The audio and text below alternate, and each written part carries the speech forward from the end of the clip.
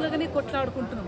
మనకి ఇచ్చే గాలి ఇచ్చే చెట్ల గురించి ఆలోచిస్తలేము, మనం పాడి పంటలు పండిస్తున్న పంటల గురించి ఆలోచిస్తలేము, మనతో పాటు జీవిస్తున్న చీమలు, నక్కలు, కుక్కలు వాటి గురించి ఆలోచిస్తలేము, ప్రజల గురించి, ప్రకృతి గురించి ఆలోచిస్తలేము. సో ప్రకృతి ఉంటేనే మనం ఉంటాం. అందుకే మనుషులమంతా ఐక్యమై మనల్ని కాపాడుకుంటూ ప్రకృతిని కాపాడుకోవాల్సిన బాధ్యత ఎంతగా ఉంది అని చెప్పే ఉద్దేశమే ఈ మీటింగ్.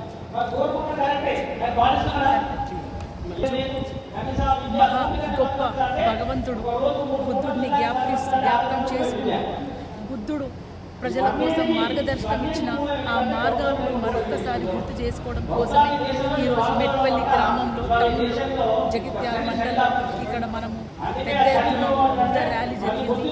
నవయాన్ బుద్ధ ట్రస్ట్ ఆధ్వర్యంలో ఇక్కడ బుద్ధని పున్నమి రోజు పెద్ద ఎత్తున మహిళలు ఇక్కడ ప్రజలు వచ్చి బుద్ధుడికి నివాళి అర్పించుకుంటున్నారు.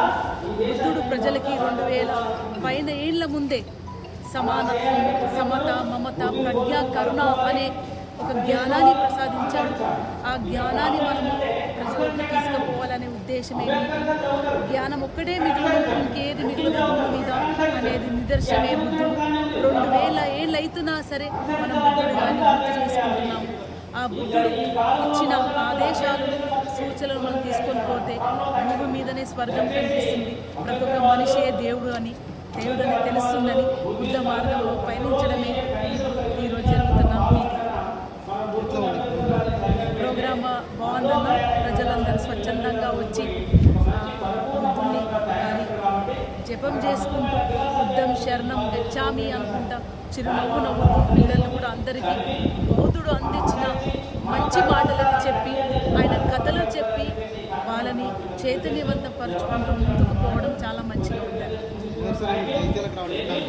జగిత్యాల గద్దరన్నతో పాటు తెలంగాణ ఉద్యమంలో కూడా మేము వెనకలు ఉన్నాము, ఎప్పుడు రాలేదు. జగిత్యాల మొన్న లాస్ట్ వీక్ కూడా ఒక మీటింగ్ అటెండ్ అయ్యారు. సో చిన్నగా వస్తున్నాం. మొత్తం తెలంగాణ, ఆంధ్రప్రదేశ్ అంతా ప్రజలు ఎక్కడైతే పిలుస్తారో అక్కడ తప్పకుండానే వాళ్ళు పిలిచిన చోటికి నాన్న ఏ విధంగా ప్రజల మధ్యకు వెళ్ళేవాడు, ఆ విధంగా మ్యాక్సిమం ఎక్కడ వీలైతే అక్కడ వెళ్ళి మీటింగ్స్ అటెండ్ చేస్తున్నాను.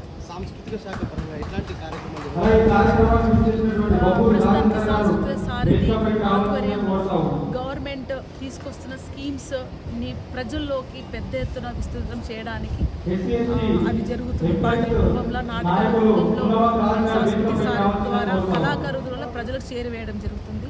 ఇంకా రానున్న టైంలో సంస్కృతి సారథి తరఫున నాటక రూప ప్రదర్శనలు, అట్లాగే స్కూల్స్లో, కాలేజెస్లో కూడా సంస్కృత సారథి కళాకారులు వివిధ గవర్నమెంట్ సంబంధించిన స్కీమ్స్ను వాళ్ళు ఏ విధంగా వాడుకోవచ్చో అనేది తెలియడం జరుగుతుంది. అదేవిధంగా ఒక వెహికల్ కూడా అరేంజ్ చేయడం జరుగుతుంది. దానికి ఒక ఎల్ఈడి పెట్టి, ఎందుకంటే పొద్దుట పనికి వెళ్ళిపోతారు, సాయంత్రం పనికి వెళ్ళిపోతారు కాబట్టి 6-7 తర్వాత ఎల్ఈడి పెట్టి స్కీమ్స్ సంబంధించింది ప్రజెంట్ చేయడం జరుగుతుంది. అట్లాగే వివిధ social welfare activities, social development activities, ఐటీకి సంబంధించినవి కూడా పిల్లలకు, ప్రజలకు చైతన్యవంతం చేయడానికి రానున్న టైంలో ఒకటి చేస్తుంది.